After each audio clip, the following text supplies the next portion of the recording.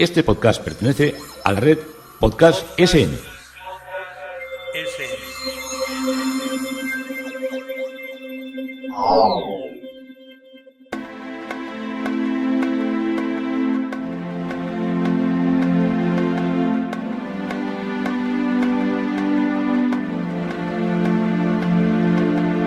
Historia con sentido.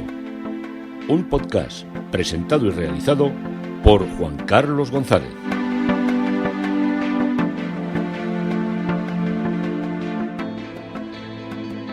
Un saludo a cuantas personas se acercan a través de las redes sociales, de Twitter, de Facebook, de mi página web historiaconsentido.com y de la red de podcast SM. Esto es Historia con Sentido y un día más encantado de poderos relatar una nueva historia. Hoy el tema propuesto es un día cualquiera en la Neomudéjar. Sorprendente como muchos de mis títulos. Bueno, el ritmo de una villa urbana industrial a finales del siglo pasado estaba marcado por el ritmo fabril, por el ritmo de las fábricas.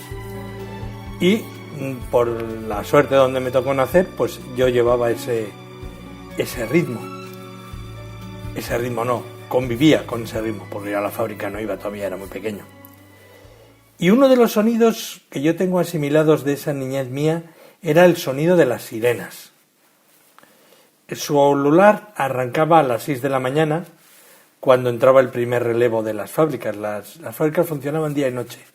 Se dedicaban la mayoría al acero, bueno, se han dedicado hasta ahora prácticamente, que están todas desmanteladas, se dedicaron a la producción de la metalurgia y funcionaban día y noche, 340 días al año. Los 25 restantes era en mes de agosto, que se hacía mantenimiento desde el día 1 hasta el día 25, pero ya el día 15 ya los obreros tenían que soltar prácticamente de vuelta porque ya se empezaban a calentar otra vez los hornos, que tardaban 10 días en coger la temperatura de fundición. Entonces, como digo, el ulular de las sirenas arrancaba a las 6 de la mañana, cuando entraba el primer relevo, el que se llamaba relevo de mañana. Luego se volvía a sonar las sirenas a las 8, cuando entraba el relevo de día, por decirlo de alguna manera, de la gente que no trabajaba a 3 turnos, sino que trabajaba a un turno, que era de 8 a 12 y de 2 a 6. De nuevo la sirena volvía a sonar a las 12, cuando salía el turno que había entrado a las 8 de la mañana para comer. Volvíamos a oírlo a las 2, cuando volvían los que habían salido a comer, y los del turno de tarde, de los 3 turnos. Después volvía a sonar a las 6 de la tarde, que era la salida de la jornada normal, y luego sonaba a las 10 de la noche, a las 22 horas, cuando salía el turno de tarde, los que habían entrado a las 2, y entraba el turno de noche, que eran los que iban a estar desde las 10 de la noche hasta las 6 de la mañana. Ya ves que se trabajaba, ¿eh? Ahora cuando hablamos se trabajaba, y en qué condiciones, en fin. Esto sí que requeriría no muchos podcasts, pero solo voy a hablaros hoy un poco de las sirenas que yo vivía. Luego, a partir de las 10 de la noche llegaba el silencio. Y si sonaba la sirena era que algo en la fábrica había pasado, y generalmente solía ser algo malo. Desde mi casa se oían 4 sirenas de las fábricas más cercanas. Había más fábricas, pero yo no las llegaba a oír, que eran la fábrica de Madaya, que hacían palieres, una marca que se llamaba Palieres Sungo rodando por todo el mundo, ponían allí en la puerta de la fábrica. Otra empresa era Sarralde, que hacía molinos con metales especiales para triturar las piedras de las canteras. Otra empresa era Irimo, que hacía llaves inglesas, llaves fijas, y otra empresa era Orbegozo, que era la mega fábrica, que era donde se hacían pues muchos tipos de aceros, de laminados, de varilla, de coarrugados, algo prolijo también. Y yo siempre solía preguntar cuando era niño, oye, esto de las sirenas, ¿desde cuándo suenan estas sirenas? ¿Por qué suenan? Entonces me decían, esto es para las fábricas, pero ¿desde cuándo? ¿Desde cuándo suena? Y me decían, de siempre, o me decían, desde antes de la guerra. Y además siempre que oía hablar de la guerra, cuando hablo de la guerra civil, me sobresaltaba. Y a veces, cuando preguntaba yo mucho de las sirenas y de por qué de antes de la guerra y qué había pasado en la guerra, que no querían allí, siempre esa zona había sido de los perdedores y no solían querer contar mucha historia. Y me decían, lo que nos ayudaron las sirenas cuando la guerra.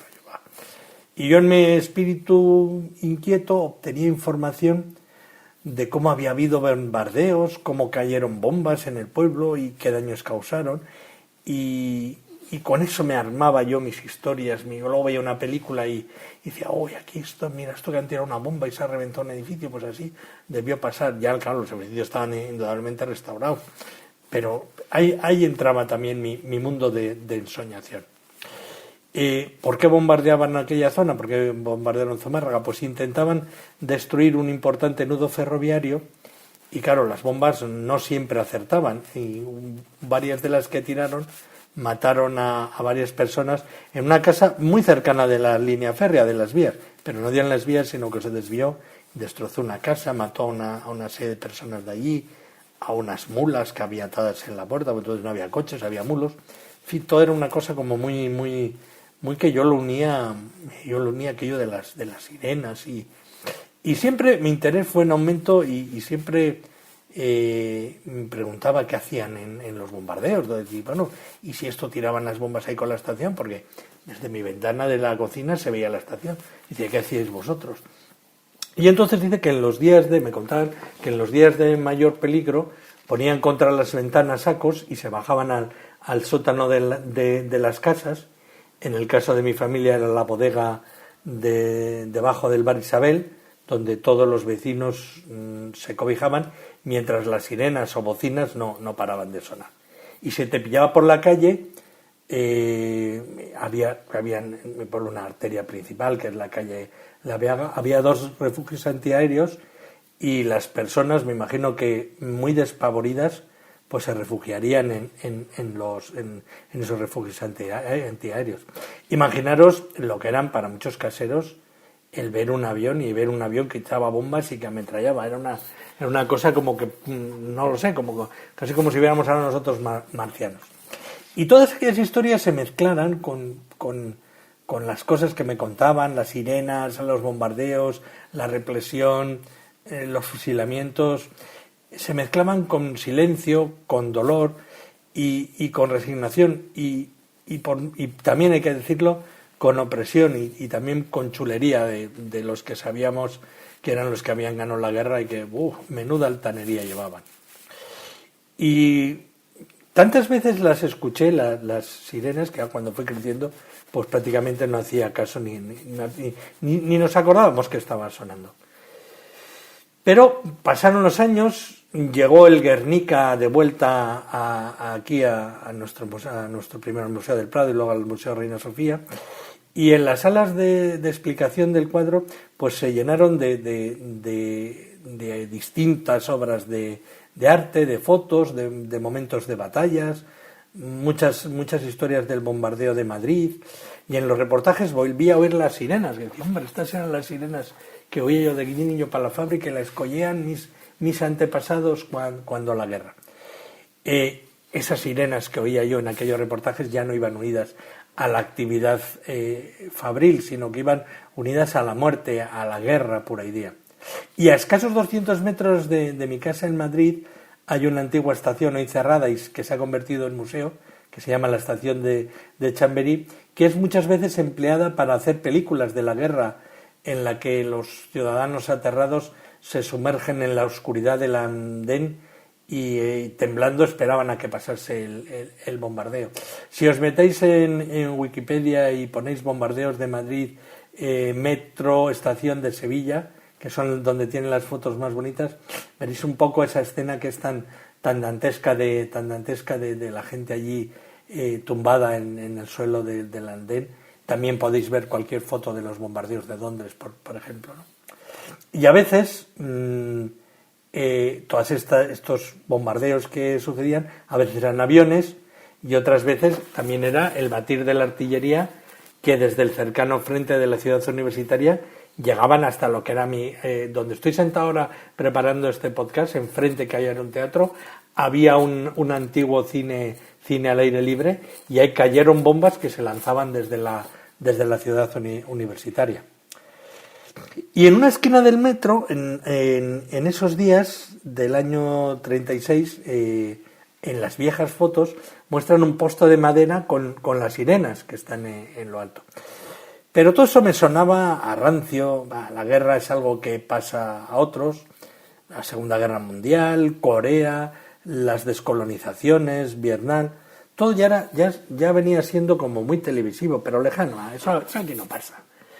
Nosotros ya estamos vacunados contra la barbarie, tuvimos la guerra, fusilaron ahora la reconciliación, fusilaron un montón. Esto nos queda por lejos. Así que siguieron pasando los años y a veces visitaba Londres o Dresde o ciudades que soportaron bombardeos diarios y seguían pareciéndome guerras lejanas. Entrabas igual en una iglesia y veías cómo lo habían destruido. Ay, qué pena, fíjate, estos bombardeos y tal.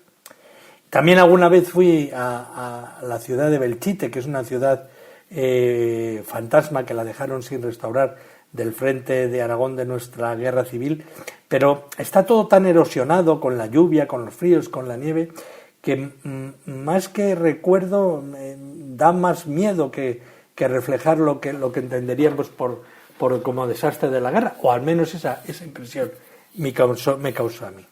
La primera vez que tuve conciencia de lo que era la guerra es cuando visité en 2007 Israel. Al llegar a Holon, que es una ciudad periferia de Tel Aviv, volvía a ver sirenas y en otros enclaves volvía a oírlas. Las ciudades de Israel son muy modernas y me llamó la atención que no había casi sitio para aparcar. Así que le pregunté a mi amigo Natalio, digo yo, pero ¿cómo es que están todos los coches en la calle? Le pregunté yo, me miró y se sonrió y me dijo, pasa, estábamos entrando en el portal y vi al lado de la puerta del ascensor, me dijo, mira, ahí, ¿qué pone? Y al lado había una puerta metálica que con caracteres hebreos y en inglés indicaba refugio.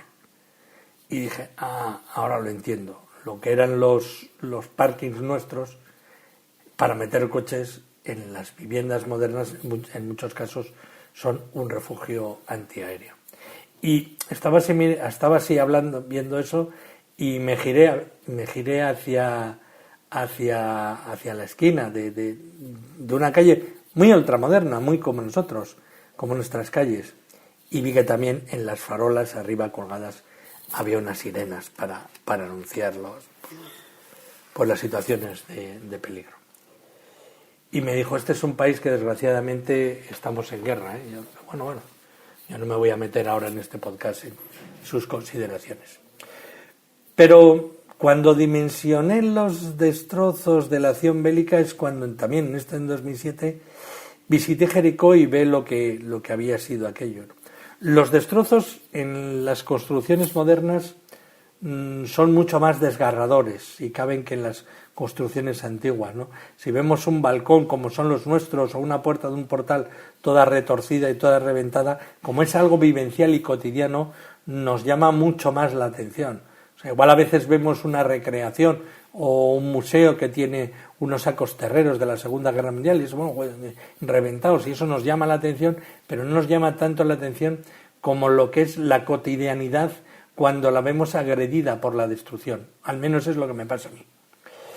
Y con nuestros muros, con nuestras viviendas, con nuestros familiares sociales, pues cuando vemos esas construcciones así, pues no tenemos muchas explicaciones racionales para armar todo lo que es la destrucción.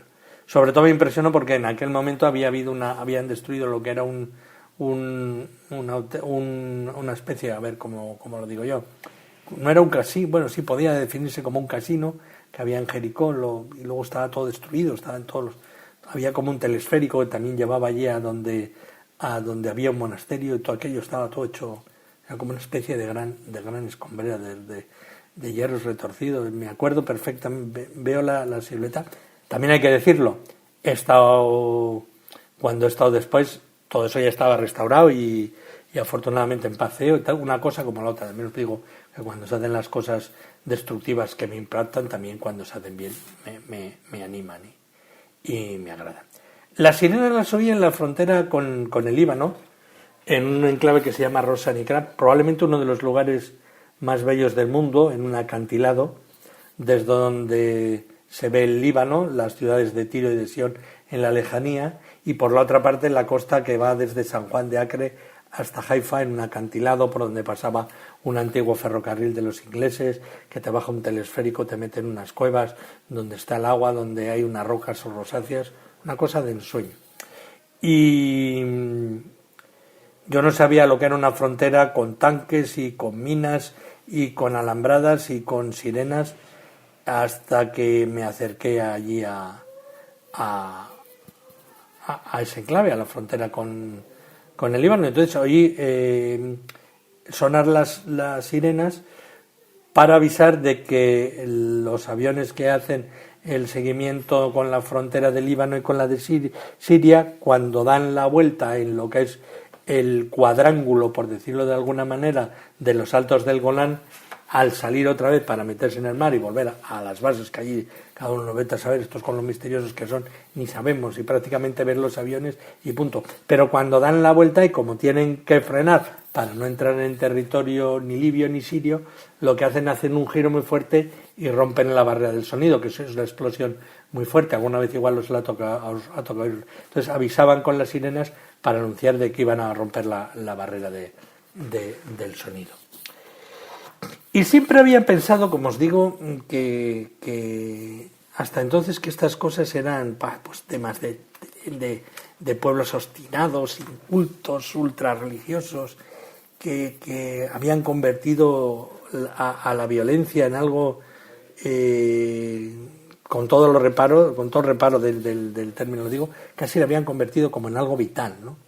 Pero no era así. Luego tuve, por relaciones de amistad, conocí a gente de Serbia, de altísimo nivel intelectual, Me estoy refiriendo a gente que había estudiado psiquiatría, que eran psiquiatras, que eran ejecutivos, y me hablaban de sus vecinos y de sus familiares de los años 80 y 90, que iban al frente como quien iban al trabajo y decían, pero o sea, ¿qué habéis hecho ahí un genocidio? Y dice, bueno, el genocidio, eso hay que vivirlo, hay que verlo allí, es que también había habido muchas agresiones, no sabéis lo que era.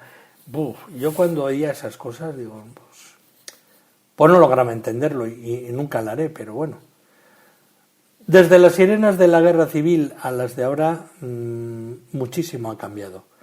Aunque los medios captan todo en tiempo real, mucho de lo captado se nos oculta como si fuera un cuento. Y en la tele se nos avisa, cuidado, que las imágenes que van a ver ustedes pues llenen su sensibilidad.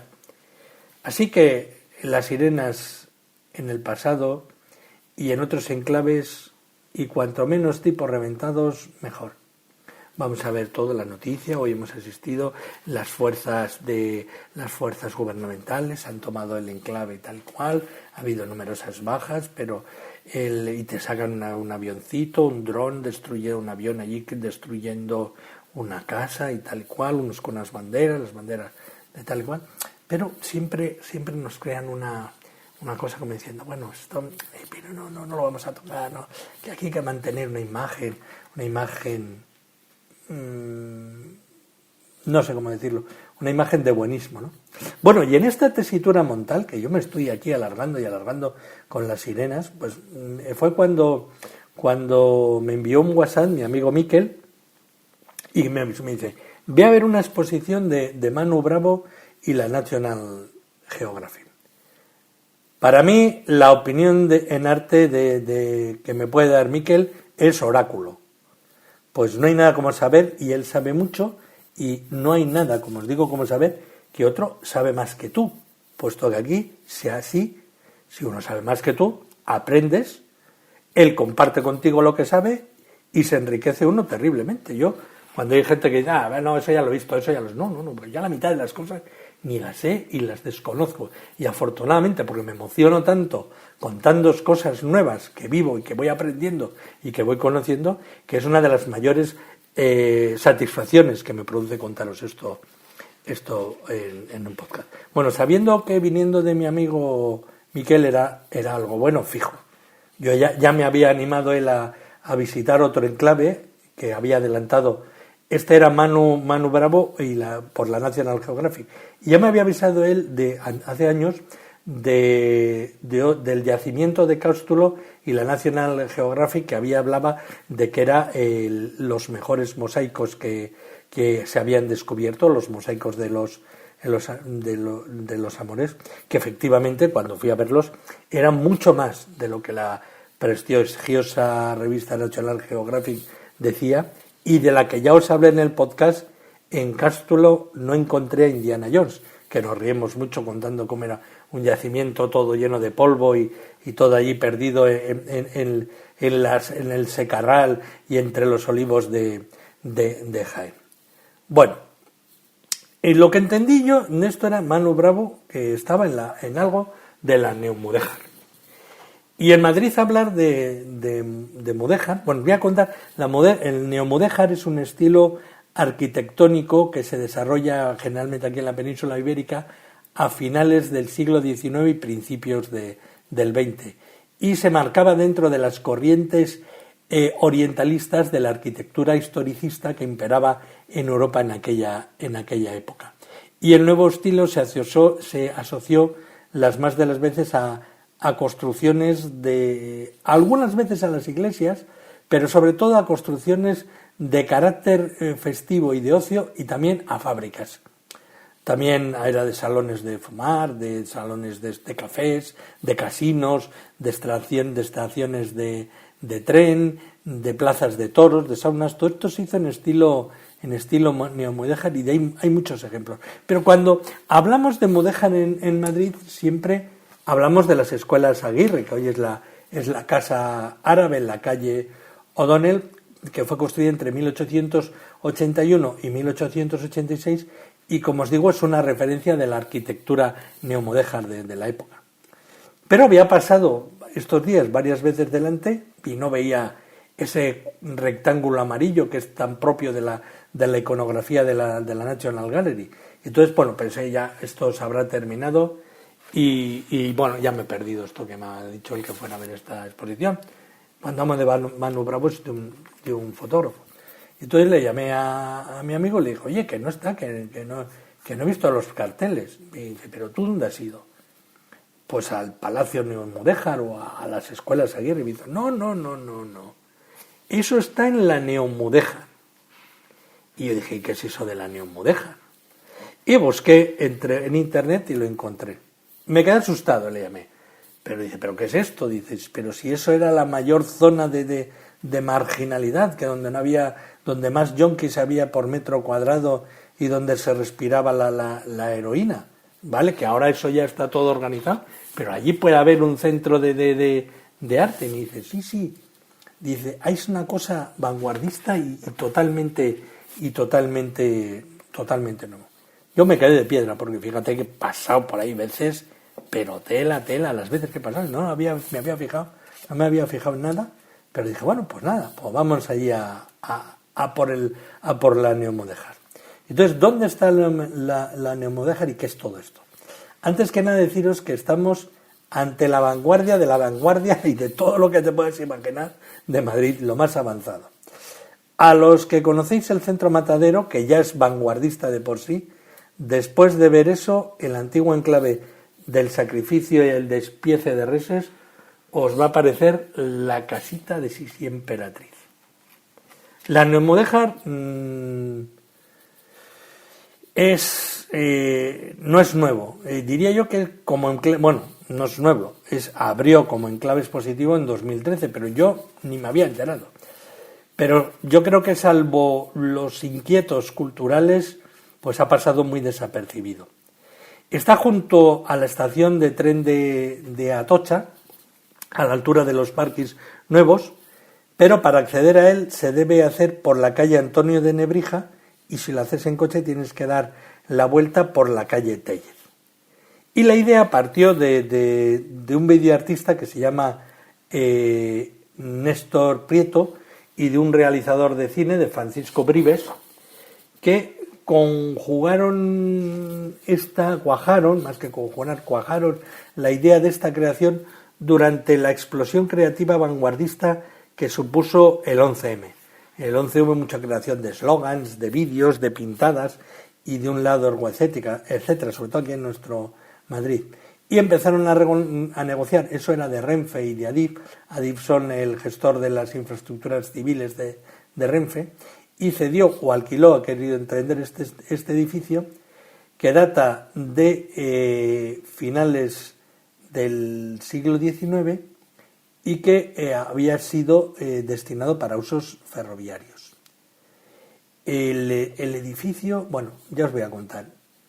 Ya en su época fue un edificio vanguardista por ser neomudéjar, que es la palabra que ha dado nombre al centro. Como os he dicho, había construcciones fabriles, que eran fábricas que se hicieron en ladrillo con este estilo. Cuando se habla de neomudéjar, que os he dicho cómo era del historicismo, tenemos que acudir al mudéjar tradicional. El mudéjar era el arte que, sobre todo en ladrillo, se construye por los artesanos árabes que se quedan dentro de los reinos cristianos. Estos construyen el arte mudéjar, y cuando llega el siglo pasado, que se vuelve a recuperar los sabores de lo neogótico, neorrománico, pues otro de los neos que se construye es el neomudéjar. Y como lo del ladrillo les gustaba mucho para hacer las fábricas y era más barato y tenían que hacer a veces grandes extensiones de pared, pues lo hacían haciendo arquitos y haciendo esa serie de formas tan insinuantes y tan bellas, por otra parte, de arcos de herradura, de arcos lobulados, polilobulados, que eran tan típicos de la arquitectura mudéjar, que era la que heredaba la arquitectura nazarí o la arquitectura musulmana de nuestras antiguas tierras. Bueno, la entrada es muy berlinesa. Estas casas de vagabundos que se ven por ahí en Berlín, que ahora son centros de arte. Entonces pasamos a través de un muro que la rodea, es como si se hubiera roto la pared y que perimita todos los recintos, porque hay varios edificios de oficinas por la parte trasera de esta edificación que siguen siendo oficinas de Renfe, de los sindicatos que trabajan en Renfe. Ahí no me he enterado ni me voy a meter por ahí. Bueno, y se accede a un patio que presenta una entrada a través de un tubo de metacrilato esférico, así que tiene como unos enganches en el metal como en aluminio o semialuminio, igual es también de plástico duro, pero yo me dio la impresión de que era aluminio. Y el ambiente es como pasaron los años de la Bohemia. Hay unas mesas allí en la entrada, tipo cafetería, donde hay varios personajes que leían libros en papel, of course, y sacar una avanzadilla de esa, te vean en ese ambiente como que no pega mucho. Todos vestidos como si se trataran de estos filósofos suicidas o personajes de Tolstoy, con sus barbas, ahora las barbas Fichter, estas que se llevan tanto, y rapaditos, calvitos. Hacía frío, llevaban todos estos típicos abrigos raídos, varios llevan zapatos de vivos colores con lazada, por supuesto no van a llevar un mocasín castellano, y pantalones de estos a cuadros ingleses, desafiando las modas más informales que hay ahora. Nada más entrar en la portería me encontré una tienda, una librería montada con sus estanterías en palés de amontonar material, y ahí me di cuenta de lo mayor y de lo antiguo que soy yo, porque no conocía ni un libro ni un autor. Cuando digo ni uno, es ni uno. Estaba en la Neostore, que es la librería, como se llama, la librería de la neomudéjar. Mucho filósofo europeo, mucha escritora árabe, mucho ensayo, un postvanguardista y un mundo interminable de publicaciones relacionadas con las exposiciones que hay y con las que ha habido en el centro, y muchos títulos vinculados con las luchas, las resistencias en lo que es la actividad artística y fuera del mundo creativo también. Bueno, empecemos. ¿Qué era esto? ¿Dónde estoy? Bueno, esto eran los antiguos talleres de la empresa MZA. MZA es la empresa Ferrocarriles, son el acrónimo de Ferrocarriles de Madrid a Zaragoza y Alicante. MZA, pertenecientes a la antigua estación del Mediodía, hoy Atocha. Estos talleres fueron las naves de pequeño material y telégrafos, y con posterioridad los talleres de formación de ferroviarios, que era donde se formaban los trabajadores de la estación, y cuya distribución por dentro vienen de los nombres de las estancias: hojalatería, sala de metales, fragua y etcétera. Y cuando se abandonó el uso industrial, toda esa zona se convirtió en un almacén de materiales de taller ferroviario con variadísimos materiales. Y servía también para copia de las piezas de los trenes.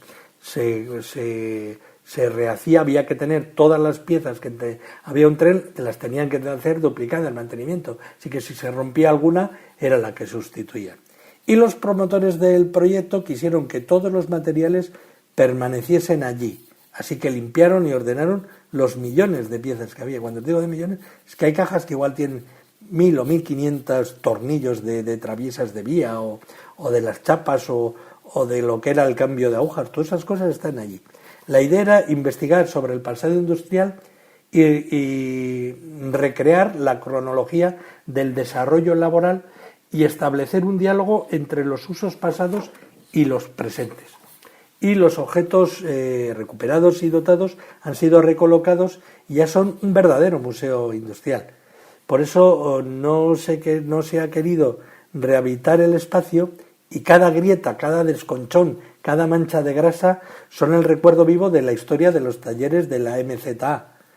Y la idea es que la Neomudéjar sea una sala de exposiciones, por una parte, y una residencia artística por otra, conformada por talleres de trabajo. El artista viene allí a crear a la Neomudéjar, colabora con los proyectos y con las obras que están haciendo otros, y al terminar su obra, en pago de haberse hecho allí, pues tiene que dejar la pieza para que se exponga.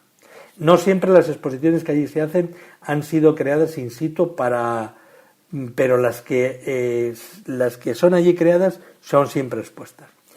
Y es muy activa la producción de street art, que son el graffiti artístico, videoarte, performance, en especial todo lo que es arte emergente y arte experimental, el art brut, el parkour o el arte sonoro. Y tienen también una sala de proyecciones ubicada en la antigua Fragua, que es la Fragua Cine Club, que ponía allí en un letrero, y tiene un gran compromiso con las minorías sociales. Es la sede, por ejemplo, del archivo de la LGTB. Y el letrero de acceso es una declaración de principios y lo dice todo. Pone: bienvenido, este no es el mundo real, este es el espacio de los creadores, de los locos, de los silenciados, un lugar para la libertad y la creación de vanguardia. Esto es un poco la idea. Voy a completar con un fragmento de lo que pone también. Dice: dentro del museo, porque se ha intentado ya crear esto como un museo, se crea el Centro de Documentación e Investigación del Videoarte, CIDV, que alcanza acuerdos con otros museos como el Centro de Arte Alameda en México, con quien genera estrategias de visibilidad de sus respectivos archivos a través de exposiciones y charlas.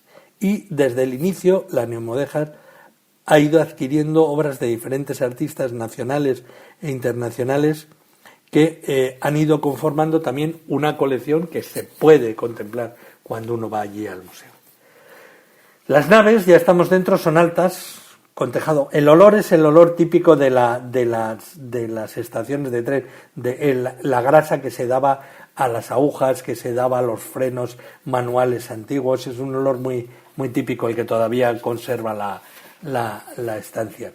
Con un tejado en escuadra, como si fueran unos dientes de sierra, que por la parte tiene una parte inclinada, que es por donde resbala el agua, y por la parte que baja vertical está cristalada y deja de pasar la luz, ilumina el taller de una manera natural.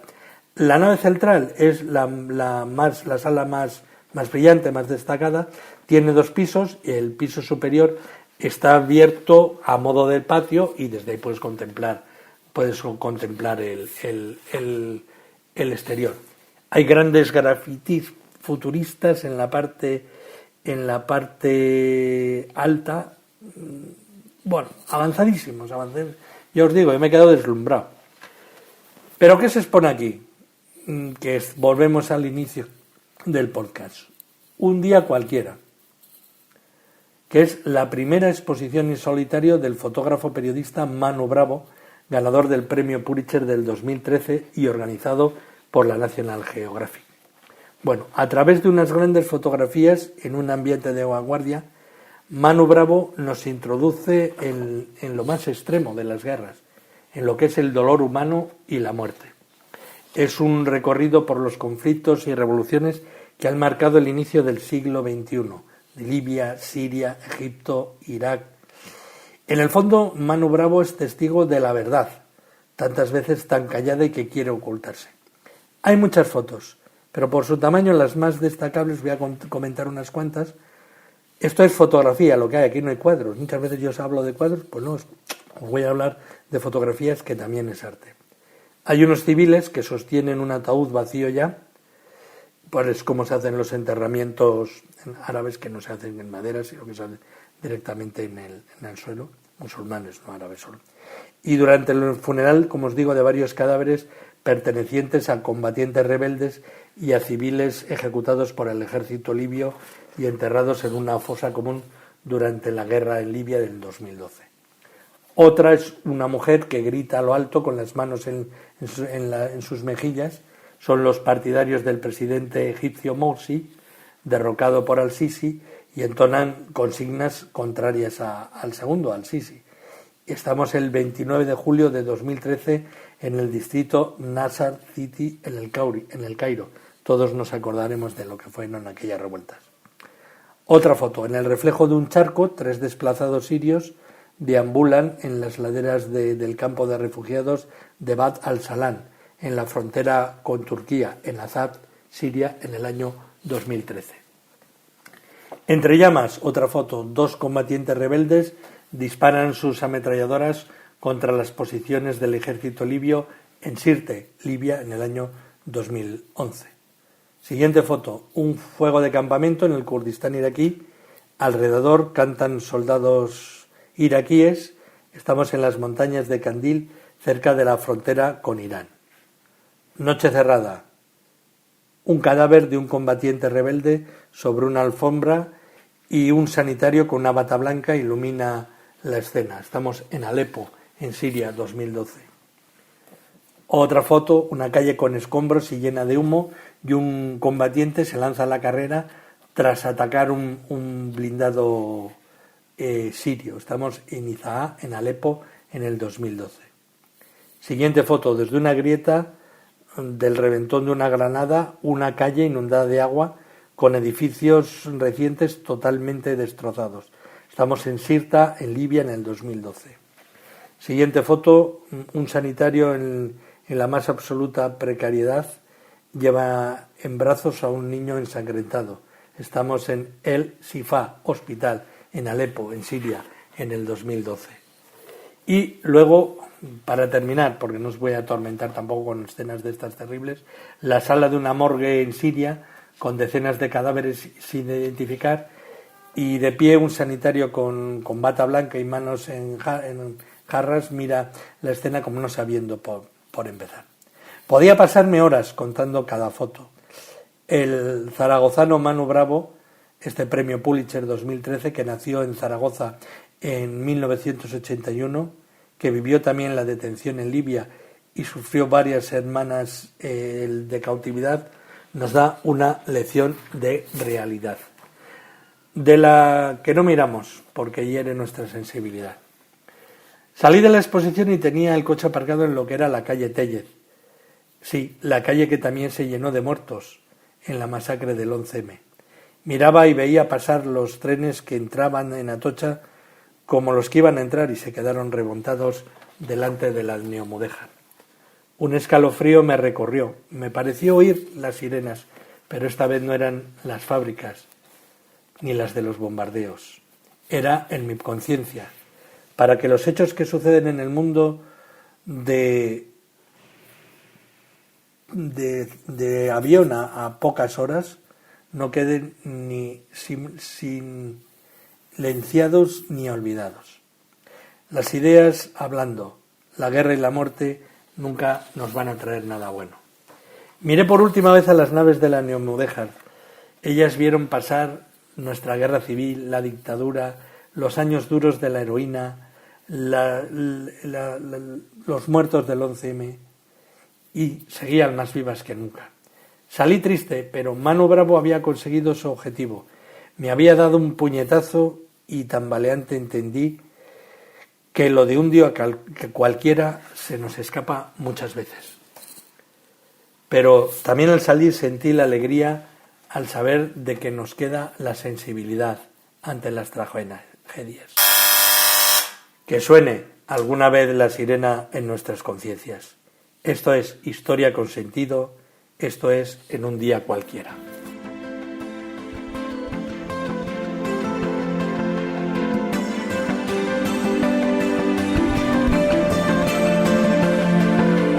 Hasta aquí un episodio más de Historia con Sentido. El podcast que te habla de historias de la historia, sucesos, eventos, como si el ayer fuera hoy. Síguenos a través de iTunes, Spreaker o iVoox. Contacta con nosotros por correo electrónico escribiendo a podcast@historiaconsentido.com. Nuestra web www.historiaconsentido.com. Y en Twitter nos encontrarás como @historiasentido. Este podcast pertenece a la red Podcast SM.